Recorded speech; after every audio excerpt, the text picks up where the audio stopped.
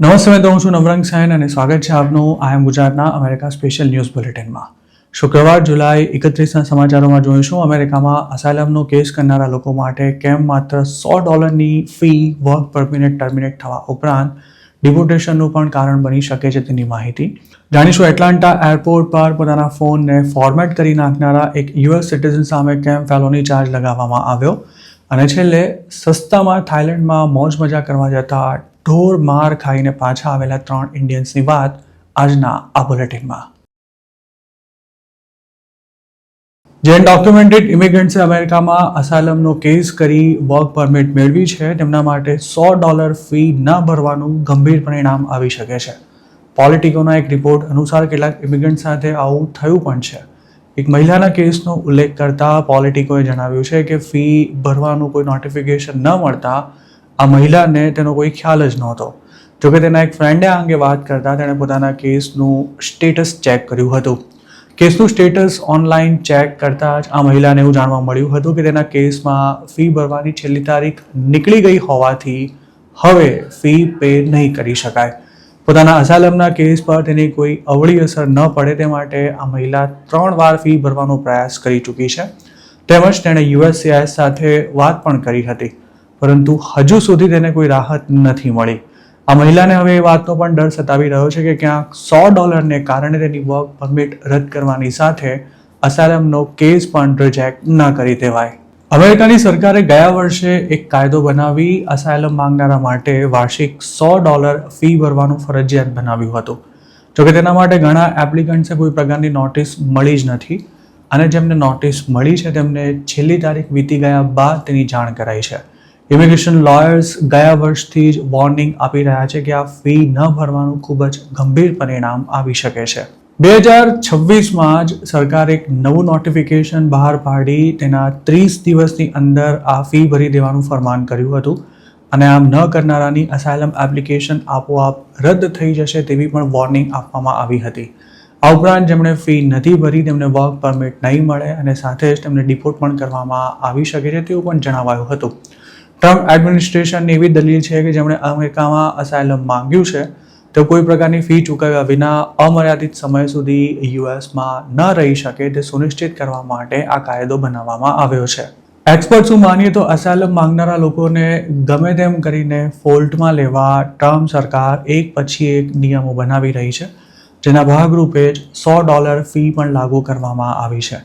રિપબ્લિકન્સનું કહેવું છે કે ઇમિગ્રેશન કોર્ટ્સમાં લાખો કેસીસ પેન્ડિંગ પડ્યા હોવાથી અનડોક્યુમેન્ટેડ ઇમિગ્રન્ટ્સ માત્ર વર્ક પરમિટ મેળવવા માટે અસાયલમના ખોટા કેસ કરી વર્ષો સુધી અમેરિકામાં રહેવાની સગવડ કરી લે છે. $100 ફી ન ભરી હોય તેવા અનડોક્યુમેન્ટેડ લોકોની સંખ્યા હજારોમાં થાય છે અને તેમના વતી એક ઇમિગ્રેશન ગ્રુપ દ્વારા ગયા વર્ષે લો સૂટ પણ ફાઇલ કરવામાં આવ્યો હતો. કોર્ટમાં રજૂ કરેલા જવાબમાં સરકારે પેમેન્ટ સિસ્ટમને લઈને સ્પષ્ટતા કરી હતી, પણ ફરિયાદ પક્ષનું એવું કહેવું છે કે તેને અવારનવાર નવા ઇશ્યુઝ મળી રહ્યા છે.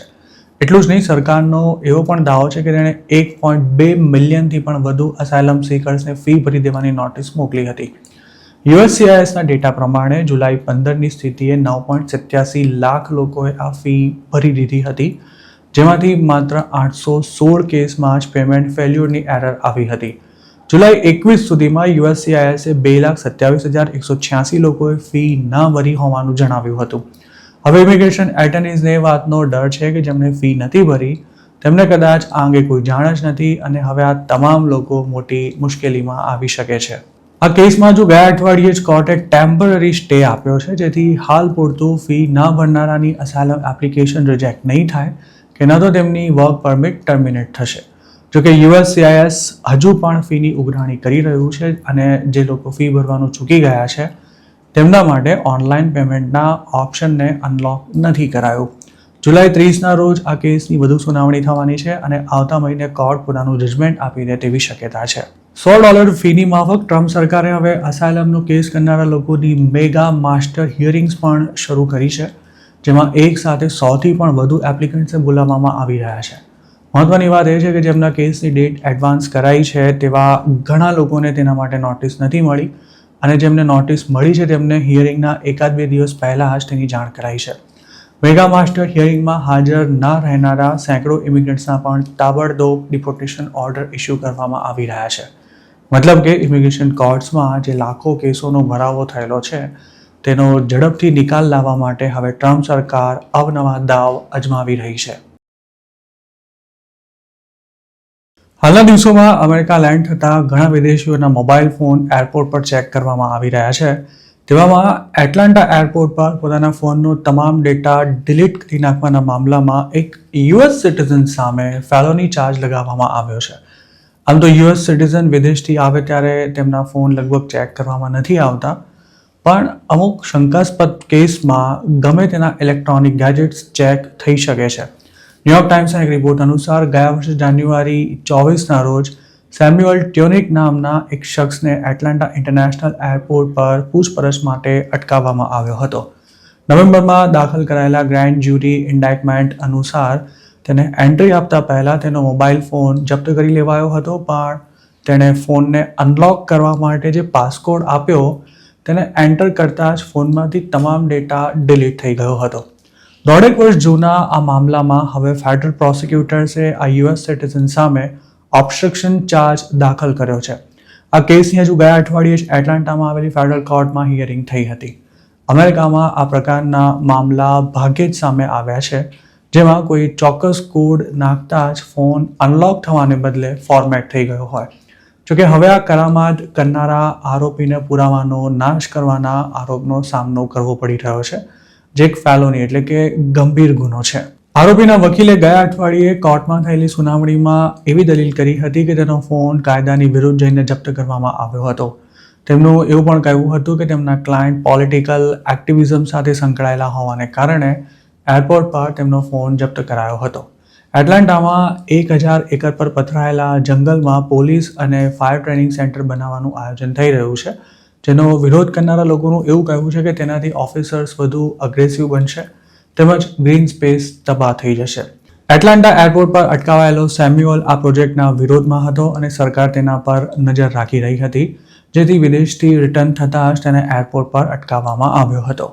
અમેરિકાના કાયદા અનુસાર કોઈપણ પ્રકારે પુરાવાનો નાશ કરવાના ગુનામાં 5 વર્ષ સુધીની જેલની સજા અથવા દંડ કે પછી બંને થઈ શકે છે.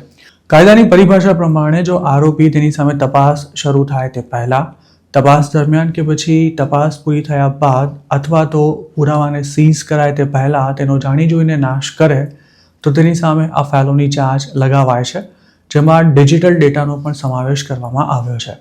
સરકારે આ કેસમાં એવી દલીલ કરી હતી કે ફોન માત્ર કન્ટેનર હતો, જ્યારે તેમાં રહેલો ડેટા પ્રોપર્ટી હતો અને તેને સીઝ કરવાની સરકારને સત્તા છે. તેવામાં ડ્યુરસ કોડ દ્વારા આ ડેટાને ઇરેઝ કરી નાખવો પુરાવાનો નાશ કરવા બરાબર છે. જોકે અમેરિકાનો કાયદો એવું પણ જણાવે છે કે સર્ચ વોરંટ વિના કોઈની પર્સનલ પ્રોપર્ટીની ન તો તપાસ થઈ શકે છે કે ન તો તેને જપ્ત કરી શકાય છે. પણ એરપોર્ટ પર આ કાયદો લાગુ નથી પડતો. કસ્ટમ્સ એન્ડ બોર્ડર ઓથોરિટીને ગમે તે ઇન્કમિંગ ટ્રાવેલરની ડિજિટલ ડિવાઇસને કોઈ વોરંટ કે કોર્ટ ઓર્ડર વિના જ સર્ચ કરવાની સત્તા છે, કારણ કે ત્યારે ટેકનિકલી ટ્રાવેલર ઇમિગ્રેશન ક્લિયરન્સ પૂરું ન કરે ત્યાં સુધી તે અમેરિકામાં એન્ટર થયો છે તેવું નથી માનવામાં આવતું, જેના કારણે આ પ્રકારના કાયદા તેના પર લાગુ પણ નથી પડતા. એટલાન્ટાના જે શખ્સ સામે હાલ ફેલોની ચાર્જ લગાવાયો છે તે ડોમિનિકન રિપબ્લિકમાં વેકેશન બનાવીને અમેરિકા પાછો ફર્યો ત્યારે એટલાન્ટા એરપોર્ટ પર તેનો ફોન જપ્ત કરવામાં આવ્યો હતો. જોકે તેના વકીલે કોર્ટમાં એવી દલીલ કરી હતી કે ઇન્ટરનેશનલ એરપોર્ટ પર પણ ટ્રાવેલર્સને અમુક પ્રકારનું પ્રોટેક્શન મળે છે, પણ તેમ છતાં તેના ક્લાયન્ટને ગેરકાયદે રીતે ડિટેઇન કરવામાં આવ્યો હતો અને વકીલ સાથે વાત કરવાની પરમિશન પણ નહોતી અપાઈ. આ સમગ્ર ઘટનાક્રમ ભલે કોઈ થ્રિલર ફિલ્મ જેવો લાગતો હોય, પણ એન્ડ્રોઈડ ફોનમાં open source operating system download કરી એક પાસકોડ નાખતા જ આખો ફોન ફોર્મેટ થઈ જાય તેવું સેટિંગ કરી શકાય છે.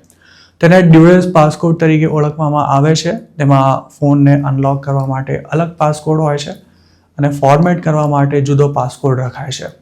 જો ફોન કોઈ બીજાના હાથમાં આવી જાય અને તેને અનલોક કરવા માટે પાસકોડ આપવાની ફરજ પાડવામાં આવે તો ફોનનો યુઝર ડ્યુઅલ પાસકોડ આપી કશું જ કર્યા વિના ચપટીમાં જ પોતાનો તમામ ડેટા ડિલીટ કરી શકે છે. એટલાન્ટાના કેસમાં આરોપી ગ્રેફની OS નામની પ્રાઇવેટ ઓપરેટિંગ સિસ્ટમ યુઝ કરતો હતો, જેને કેટલાક એન્ડ્રોઈડ ફોન સપોર્ટ કરે છે. તેના દ્વારા ફોનને ફોર્મેટ કરી દેવાય તો પણ ફિઝિકલ ડિવાઇસ અને હાર્ડવેરને કોઈ જ નુકસાન નથી થતું. થાઇલેન્ડ ફરવા જતા ઘણા ઇન્ડિયન્સ આમ તો ત્યાં અલગ જ પ્રકારની મોજ મજા કરવા માટે જતા હોય છે, પણ સસ્તામાં થાઇલેન્ડની ટ્રીપ કરવાની લાલચ 3 ઇન્ડિયન્સને એટલી બધી ભારે પડી ગઈ છે કે હવે તેઓ આખી જિંદગી ક્યારે પણ થાઇલેન્ડ જવાનું નામ નહીં લે. બેંકોક પોસ્ટના એક રિપોર્ટ અનુસાર આ 3 ઇન્ડિયન્સને ઓછા ભાવમાં થાઇલેન્ડની સ્પેશિયલ ટ્રીપ કરવાની લાલચ આપી પટાયા બોલાવવામાં આવ્યા બાદ તેમનું અપહરણ કરી ઢોર માર મારી તેમની પાસેથી ખંડણી માંગવામાં આવી હતી.